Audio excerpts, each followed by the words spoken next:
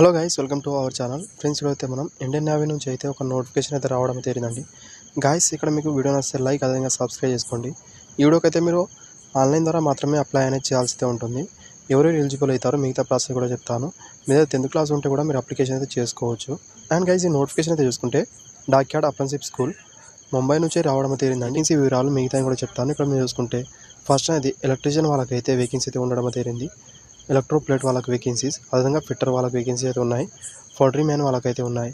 తర్వాత mechanic diesel వాళ్ళకు, instrumentation mechanical వాళ్ళకు, మిషనిస్ట్ వాళ్ళకు, మెకానిక్ మిషన్ టూల్ మెయింటెనెన్స్ వాళ్ళకు, అదేవిధంగా పెయింటర్ జనరల్ వాళ్ళకి వేకెన్సీస్, తర్వాత ప్యాటర్న్ మేకర్ కావచ్చు లేదా కార్పెంటర్, ఆ తర్వాత ప్లంబర్ వాళ్ళకు, ఎలక్ట్రానిక్ మెకానికల్ వాళ్ళకు, మెకానిక్ రిఫ్రిజరేషన్ అండ్ ఏసీ వాళ్ళకైతే సీట్ మెటల్ వర్క్ వాళ్ళకు, అదేవిధంగా ఇక్కడ మేము చూసుకుంటే కార్పెంటర్ వాళ్ళకు, స్వింగ్ టెక్నాలజీ, డ్రెస్ మేకింగ్, అదేవిధంగా వెల్డర్ వాళ్ళకైతే వేకెన్సీ అయితే ఉన్నాయి.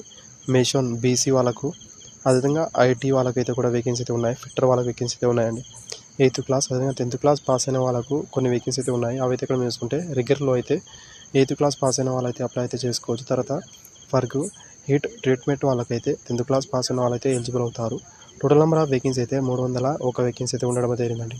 అండ్ సెలక్షన్ ప్రాసెస్ ఇక్కడ మీరు చూసుకుంటే ఫస్ట్ మీకు అనేది మీ క్వాలిఫికేషన్లో వచ్చిన మార్క్స్ ఆధారంగా షార్ట్ లిస్ట్ చేసి వాళ్ళకైతే అడ్మిట్ కార్డు అని పంపిస్తారు. తర్వాత వాళ్ళకు రైటింగ్ ఎగ్జామ్ అయితే కండక్ట్ అయితే చేస్తారు. రైటింగ్ ఎగ్జామ్ అనేది చూసుకుంటే ఇక్కడ మీకు అనేది చూసుకోవచ్చు. మీరు ముంబైలో మాత్రమే రైటింగ్ ఎగ్జామ్ అయితే ఉంటుంది. అక్కడికి వెళ్ళి మాత్రమే రాయాల్సి అయితే ఉంటుందండి. మీరు మల్టిపుల్ చూస్ క్వశ్చన్స్ అయితే ఉంటాయి. ఇక్కడ మీరు సిలబస్ అనేది గమనించండి. జనరల్ సైన్స్ నుంచి 35 క్వశ్చన్స్, మ్యాథమెటిక్స్, అదేవిధంగా న్యూమరికల్ అప్టిట్యూడ్ నుంచి అయితే 35 క్వశ్చన్స్, జనరల్ అవేర్నెస్ నుంచి అయితే ఇక్కడ 30 క్వశ్చన్స్ అయితే వస్తాయని ఇక్కడ ఇవ్వడం తెలియదు. మీకు ఎలాంటి నెగిటివ్ మార్కింగ్ కూడా ఉండదు. 2 అవర్ టైం అయితే ఇస్తారు. అండ్ గైస్, ఇక్కడ చూసుకుంటే హిందీ, అదేవిధంగా ఇంగ్లీష్లో మాత్రమే ఎగ్జామ్ అయితే ఉంటుంది. ఎగ్జామ్ సెంటర్ మాత్రం కంపల్సరీ ముంబైలో మాత్రమే ఉంటుంది.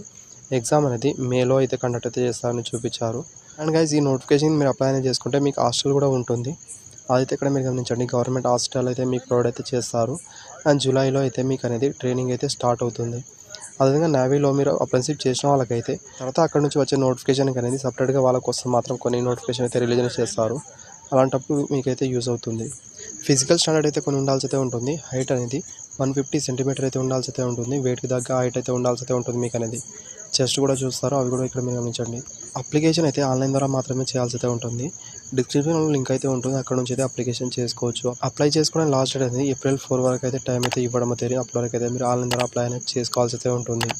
Thank you. వీడియోస్ లైక్, అదేవిధంగా సబ్స్క్రైబ్ చేసుకోండి. Thank you for watching.